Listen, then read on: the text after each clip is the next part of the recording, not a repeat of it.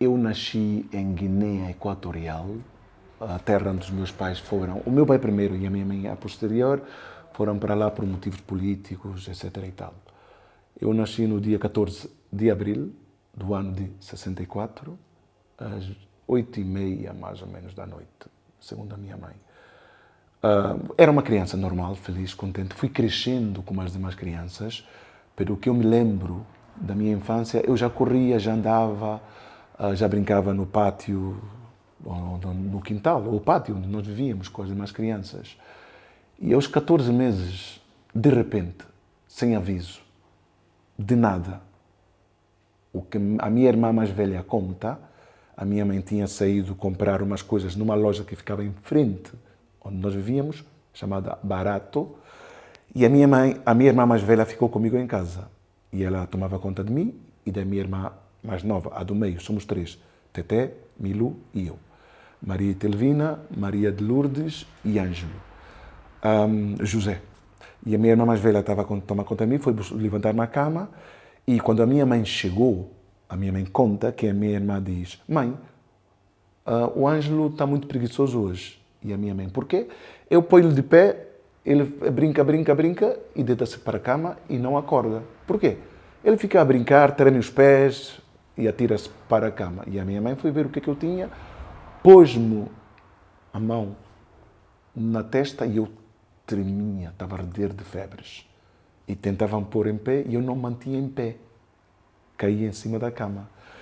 Resultado, tinha apanhado poliomielites. Segundo consta, a vacina estava fora de prazo, alguma coisa assim, não fez efeito em mim.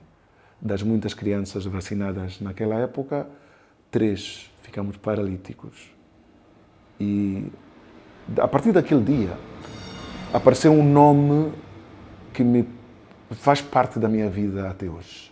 Eugênio Vaz Serra. Eu cresci ouvindo dizer, temos que ir à procura do Sr. Eugênio Vaz Serra. Se um dia formos para a Espanha, iremos à procura do Sr. Eugênio Vaz Serra. Fomos para a Espanha, procuramos por ele e não o encontrarmos. Ele talvez tenha voltado para Portugal, porque ele é português. Neste caso, era português. Se um dia formos para Portugal, iremos à procura do Sr. Eugênio Vaz Serra, acende uma vela para o Sr. Eugênio Vaz Serra, reza em nome do Sr. Eugênio Vaz Serra, Eugênio Vaz Serra, Eugênio Vaz Serra, Eugênio Vaz Serra. Por quê? Quando fico paralítico, 2 ou 3 meses depois, a minha mãe desesperada andava e calcoreava de alto a baixo a cidade de Guiné, Santa Isabel, hoje Malabo, e à procura de ajuda, alguém que pudesse ajudar, salvar o único filho dela. Porque, como disse, somos 3. Sou o mais novo, o único rapaz. E dizem que eu era muito bonito. Tão bonito, tão bonito, tão bonito, que quando passeava pela rua, eu tenho memória vaga, distante disto. As pessoas diziam, cantavam e iam a passar, quando eu ia passar ao colo da minha mãe, as pessoas diziam: não sei que lá, não sei, atitunda, tondoe, chico guapo, tondoe. E quando se aproximavam de mim, diziam: Angelito, eu respondia: tondo, chico guapo, tondo. E 3, 4, 5 anos, a minha mãe chamou-me de Tondo. Depois passei a ser Ángel. E uma senhora, chamada Helena, que é a atual esposa do Teodoro Obiang, uma das esposas do Teodoro Obiang, atual presidente de Guiné Equatorial, que é de São Tomé, aproximou-se da minha mãe e disse: Celestina, por que não vais falar com o senhor Eugênio Vaz Serra, que ele ajuda muitos santomenses? Vai falar com ele, vai, que ele vai te ajudar, vai. A minha mãe: como é que eu faço para falar com o senhor Eugênio? Olha, fala com o senhor Rolim, que trabalha em Sampaca, que era propriedade do senhor Eugênio Vaz Serra, que era não mais a maior ou das maiores roças de Guiné Equatorial. E o senhor Rolim intercedeu pela minha mãe, o senhor Eugênio Vaz Serra acedeu a falar com ela. Então ela foi até a Roça Sampaca, para o seu escritório, e a minha mãe descreve o escritório como enorme, com 2 jogos de sofás, de aquele cabedal escuro, majestoso, de cada lado do escritório, e no centro uma escrivaninha enorme, um burro daquelas mesas de escritório gigantescas, em que o tampo da escrivaninha, da mesa, estava coberto de um vidro e por debaixo do vidro, a foto aérea da Roça de Sampaca, bordejadas por muitas fotografias. E o senhor estava sentado, claro, no seu lugar de dono, e disse à minha mãe, sente-se. Entre ele e a minha mãe podia haver à vontade 1,5 metro para aí, de distância. Obrigava que a pessoa que fosse falar com ele tivesse que projetar a voz. Coisa de poder.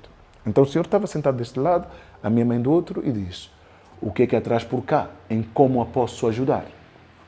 E a minha mãe contou a sua desgraça, do problema do filho, o único rapaz que ela tem, que está paralítico. Contou toda a desgraça dela. O senhor ouviu, sempre confiando o bigode e a barba, com um sorriso ligeiro nos lábios. Quando a minha mãe acabou, ele diz-lhe, você acha que eu sou parvo? A minha mãe disse que foi como se lhe tivessem dado um tiro. Deu um salto para trás, olhou para o senhor, esbugalhou os olhos e disse, porquê?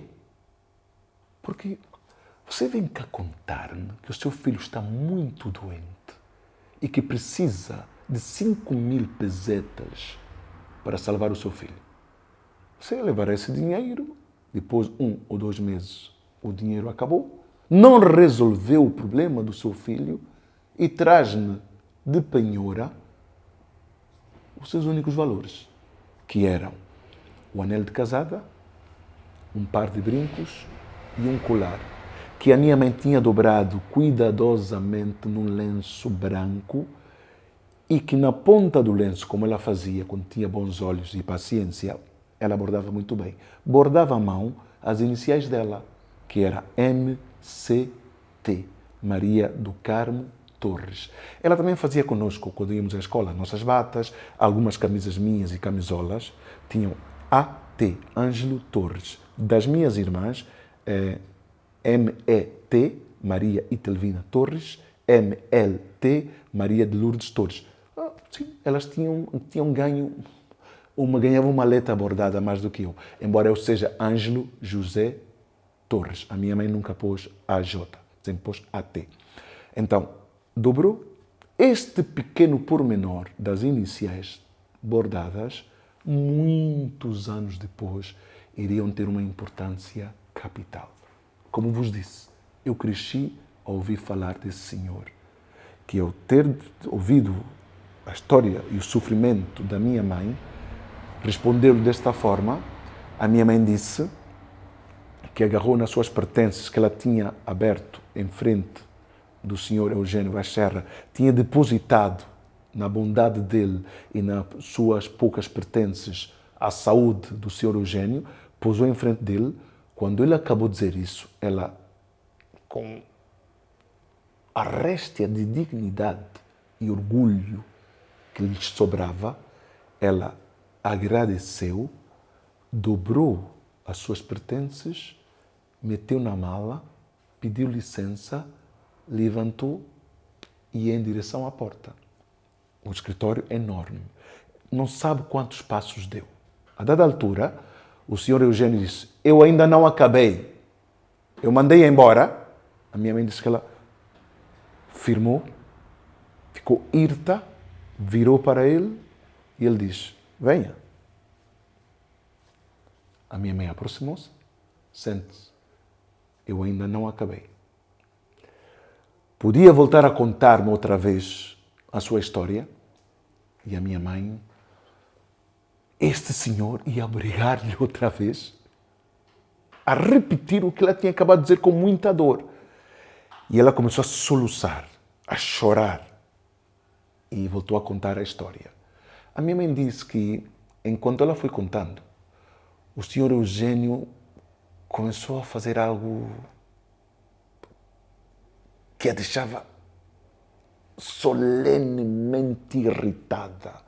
Enquanto ela chorava a contar, o senhor Eugênio foi como que marcando o ritmo da fala dela, tamborilando com os dedos.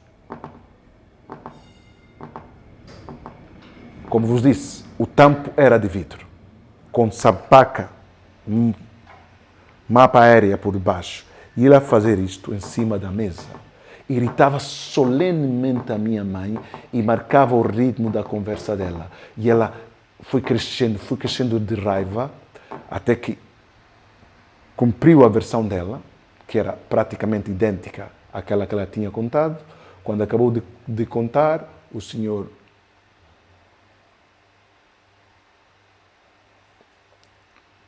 está bem, minha senhora. Escutei o seu problema e sensibilizou-me o seu sofrimento. Façamos assim. Puxou um papel, escreveu letra de punho, pôs o carimbo de sampaca e disse: agarre neste papel, vá para todo médico que houver neste país ou em Bata, que é a porção de território no continente que pertencia e pertence à Guiné Equatorial, vá para o médico que você quiser, consulte e apresente este papel. Entregou. Puxou de outro papel, escreveu: com este papel, vai para tudo que seja farmácia que existir neste país e peça o que seu filho precisar. E se não tiver, mande vir de Espanha, que isto chega. E pôs o carimbo de Sampaca. Isso salvou-me a vida e salvou-me as pernas. Recomecei a andar. Mas nesse entremeio, a prima Helena voltou a ter com a minha mãe e disse: Celestina, tu levaste o miúdo para o senhor Eugênio Vaz Serra? E o senhor Eugênio Vaz Serra não conhece o miúdo. Leva a conhecer. A minha mãe, pois é, eu preocupada com salvar o miúdo, esqueci de levá-lo para o senhor Eugênio. E agora? E agora, leva para o que o senhor o conheça. E assim fez a minha mãe. Um dia, pôs-me mais bonito ainda do que eu era e levou-me a conhecer o senhor Eugênio Vaz Serra. Ele conheceu-me, esteve comigo ao colo, brincou e disse: pois é, mas como é que está o rapaz? Sim, está a recuperar bastante bem, graças a si, porque mandaram vir algumas botas ortopédicas, aqueles joelhos com ferros, joelheiras com ferros, tudo isso, para que eu pudesse reaprender a andar. E o senhor Eugênio disse: mas sim, este rapaz é um rapaz gordinho, era gordinho, tudo rechonchudo.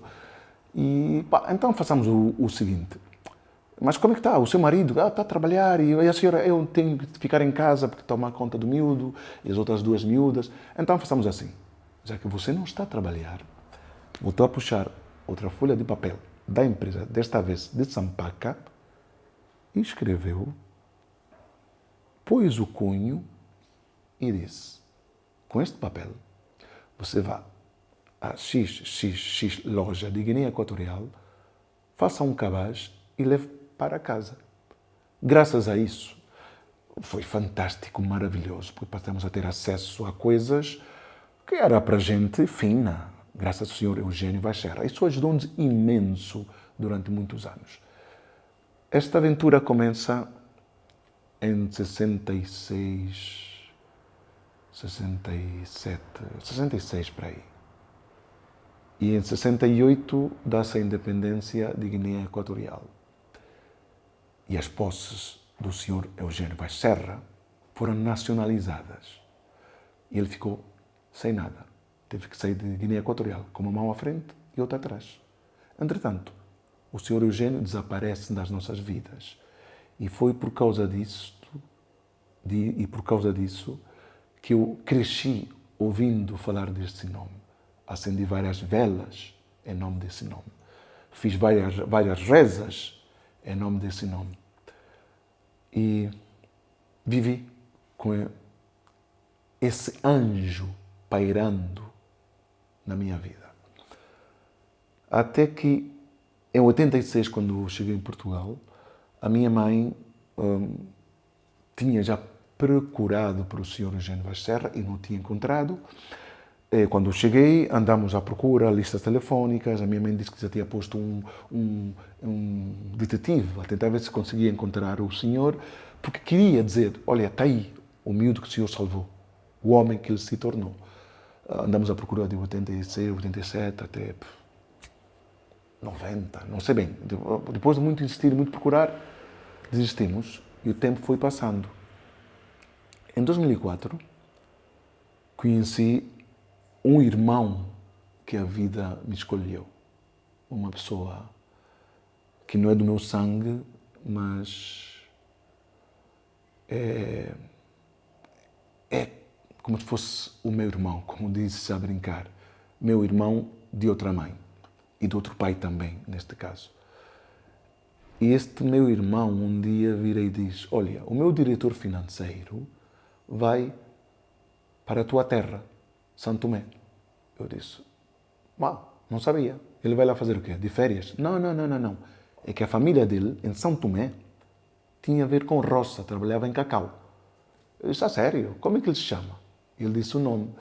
Eu disse, esse apelido em São Tomé eu não conheço. Não acredito que ele tivesse alguma coisa a ver com isso. Eu disse, não, ele vai para São Tomé a sério, vai para a tua terra. Eu disse, ok, está bem. E eu fui ter com ele. Olha, é verdade que tu vais de férias para São Tomé? Eu disse, vou. Mas a tua família tem algo a ver com cacau em São Tomé? Ele disse, em São Tomé não.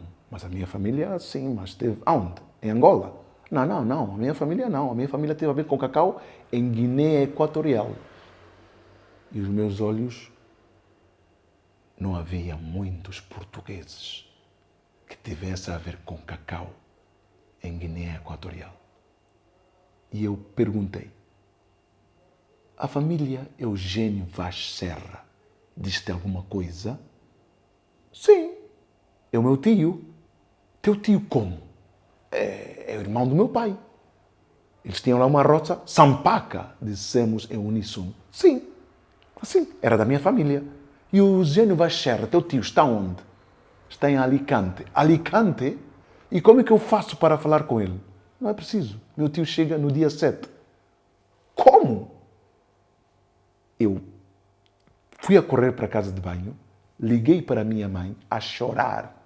Mãe, eu descobri, Eugênio Vaz Serra está vivo. Ele está em Alicante e vem para Lisboa agora. Chega no dia 7. Chorei. As pessoas batiam à porta da casa de banho. Estás bem? Estou bem. O que é que se passa? Abri a porta da casa de banho, banhado em lágrimas. O meu irmão, então, e eu contei-lhe.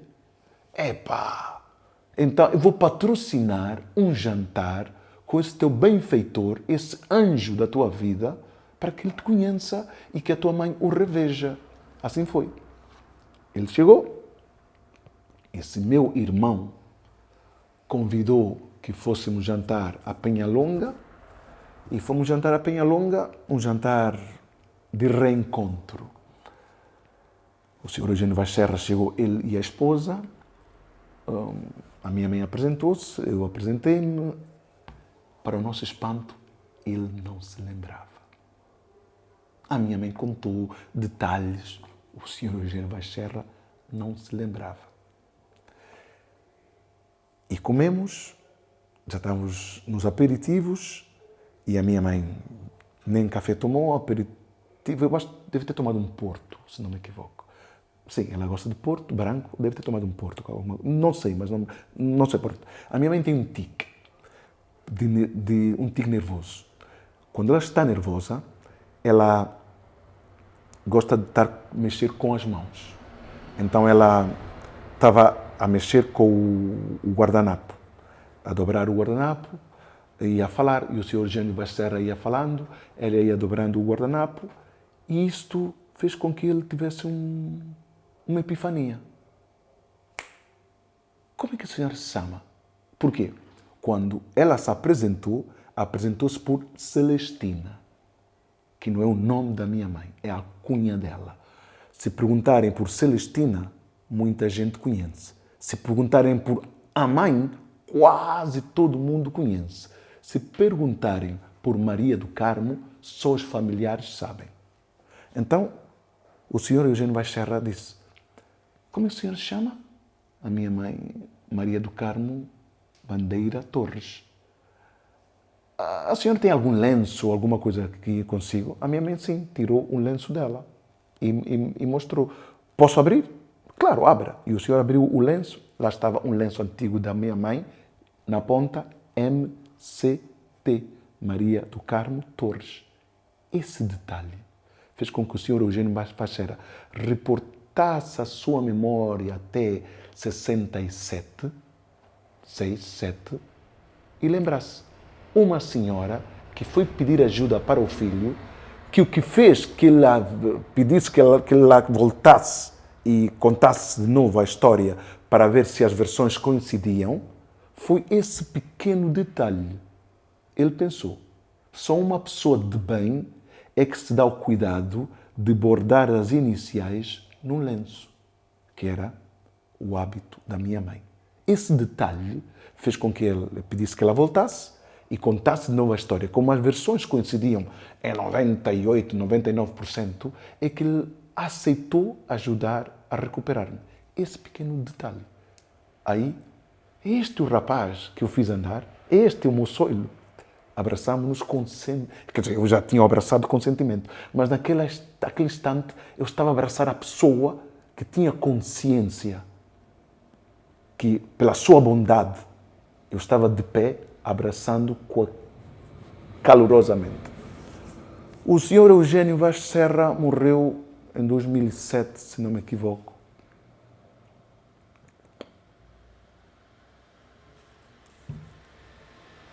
Pobre. Para o homem que era o dono de Guiné Equatorial, podia, naquela altura, comprar aviões, barcos. Para que ele, em 2004, tivesse que vir de Alicante para Lisboa de autocarro, a vida é uma coisa pouco justa, muito injusta, porque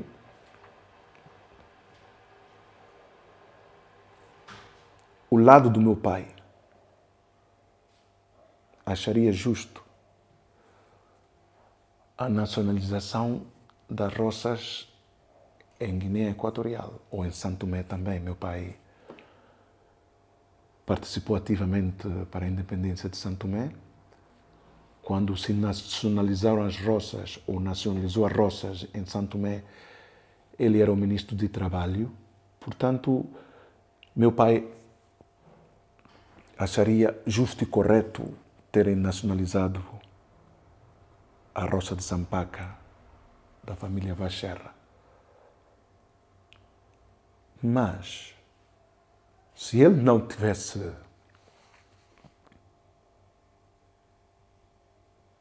se a roça não fosse dele, hoje seria paralítico.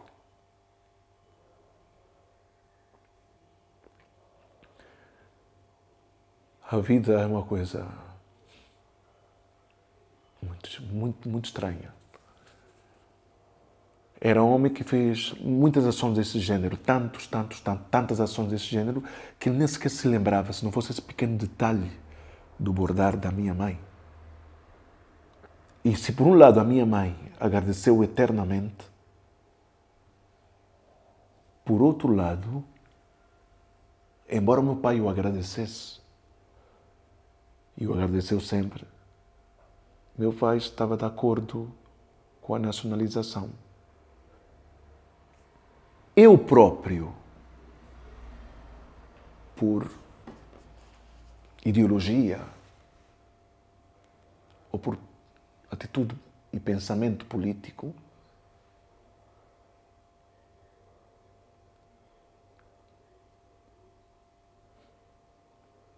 em São Tomé eu gritei viva às nacionalizações. Portanto, se tivesse noção e consciência, em Guiné, teria gritado viva também. É justo. É injusto. Deixo com vocês. Muito obrigado.